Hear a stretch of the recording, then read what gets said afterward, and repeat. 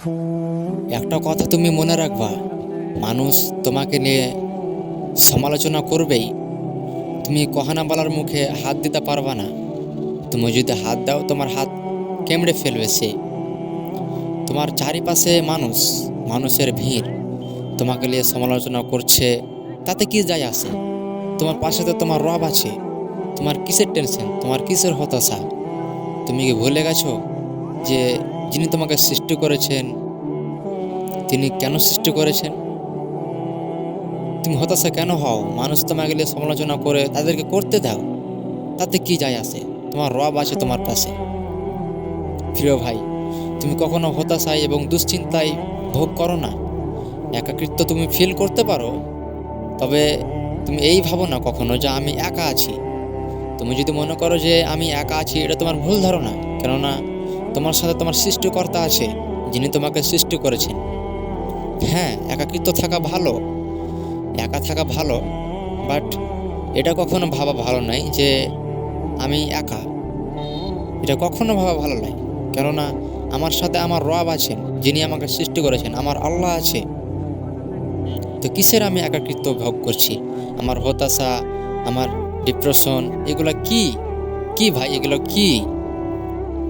প্রিয় ভাই, একটু ভাবো, তুমি গুনাহ করছো, গুনাহ করার পরে তুমি ভাবছো যে আল্লাহ আমাকে মনে হয় আমার এই গুনাহটা মাফ করবে না।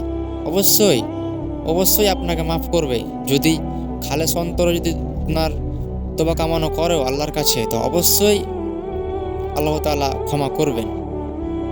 এটা কখনো ভাবো না যে আল্লাহ এই গুনাহটা আমার মনে হয় ক্ষমা করবে না, আমি অনেক বড় গুনাহ করে ফেলছি, মনে হয় আমার এই গুনাহটা ক্ষমা করবে না।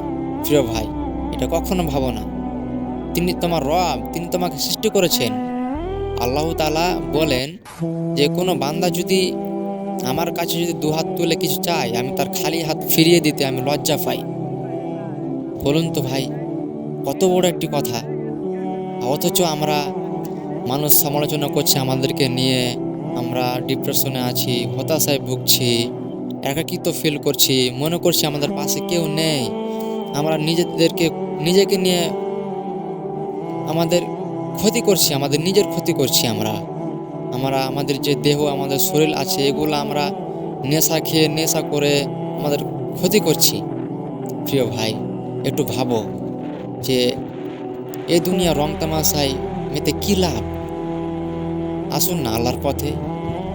আল্লাহ আমাদের ডিপ্রেশন, এই হতাশা, একাকিত্ব, মানুষ নিয়ে আমাদেরকে সমালোচনা করছে, মানুষ অনেক নানা রকমের কথা বলছে অনেকজন, এগুলো সব কিছু আমাদের দূর হয়ে যাবে যদি আল্লাহর প্রতি আমরা ঈমান আনি। কিছুই মনে হবে না। তিনি বলছে বলতে দাও, তাতে কি যায় আসে? আমার সাথে আমার রব আছে, তুমি কিচ্ছু করতে পারবা না। যদি আমার রব চান তো অবশ্যই তুমি পারবা। যদি আমার রব না চান, তাহলে তুমি আমার কোনো কিছুই করতে পারবে না। এটা কখনো ভেবে দেখেছো যে যদি তোমাকে কেউ যদি মারতে চায়, তো যদি আল্লাহ চান যে হ্যাঁ ওর হাতে তোমার মৃত্যু, তো অবশ্যই তোমার মৃত্যু হবে। আর যদি তোমার রব না চান যে তুমি ওর হাতে তোমার মৃত্যু নেই, তো সারা পৃথিবীর মানুষ মিলে যদি তোমাকে মারার ব্যবস্থা করে, তো অবশ্যই আল্লাহ তাআলা তোমাকে বাঁচাবেন, কখনোই মৃত্যু আসবে না। প্রিয় ভাই, আল্লাহর উপরে ভরসা রাখুন, যিনি তোমাকে সৃষ্টি করেছেন, তিনি তোমার রব। কখনো এই মানুষ সমালোচনা করছে তোমাকে নিয়ে, তুমি এগুলো কখনো ভেবো না। তুমি এগুলা ভেবে তুমি নিজেকে ধ্বংস করো না, তুমি ধ্বংসের পথে নিয়ে যেও না। প্রিয় ভাই আমার, আল্লাহর পথে আসো, আল্লাহকে চিনো, রাসূলকে চিনো। রাসূল যিনি আমাদের নবী মুহাম্মদ সাল্লাল্লাহু আলাইহি সাল্লাম, তুমি তার হাদিস পড়ো, আল্লাহ তাআলার কিতাব পড়ো। হে প্রিয় ভাই, তুমি একটু আমার কথা শোনো। আমি তোমাকে বলছি, তুমি কি শুনতে পাচ্ছ? আমি তোমাকে বলছি, তুমি কি শুনতে পাচ্ছ?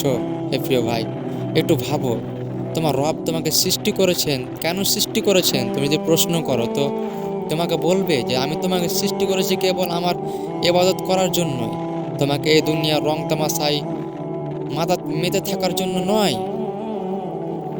কি লাভ 50 বছরের জীবন, 60 বছরের জীবন, তারপরে মৃত্যু এসে যাবে। মৃত্যু আমাদেরকে তাড়া করছে, মৃত্যু আমাদের পাশেই, মৃত্যু আমাদেরকে কখন ঘিরে ফেলবে। প্রিয় ভাই আমার, একটু ভাবো, একটু ভাবো, একটু ভাবো প্রিয় ভাই।